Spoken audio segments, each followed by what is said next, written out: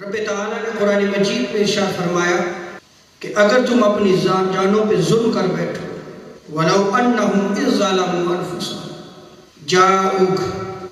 تو پھر تم جو ہے وہ میرے محبوب کے در پہ چلے استغفر اللہ اور وہاں پر جا کے اللہ سے معافی کرو واستغفر لهم الرسول اور اگر رسول تمہارے لیے شفاعت فرما دے تمہاری مدد فرماتے ہوئے تمہارے لیے استغفار کریں لوجد اللہ تواب الرحیم تو پھر تم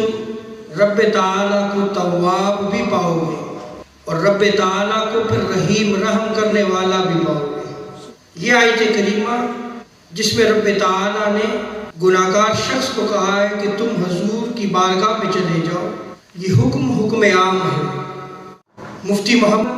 محمد شفیع دیوبند کے بہت بڑے عالم دین اور مفسر ہیں، آپ نے معارف القرآن میں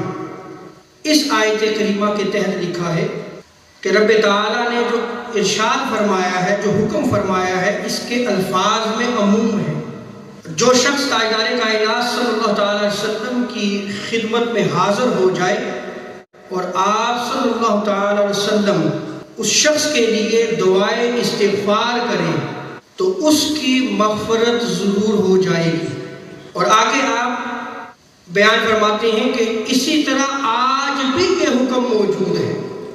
کہ وہی حکم جو صحابہ کرام کے دور میں تھا وہی حکم آج بھی موجود ہے۔ سو آج بھی جو گناہگار شخص بارگاہ مصطفیٰ صلی اللہ تعالی وسلم میں حاضری دیتا ہے اور رب تعالیٰ سے وہاں جا کر اپنے گناہوں کی معافی طلب کرتا ہے اور اگر تاجدار کائنات صلی اللہ تعالی علیہ وسلم اس کے لیے استغفار کر دے تو اس شخص کی بخشش و مغفرت ہو جائے۔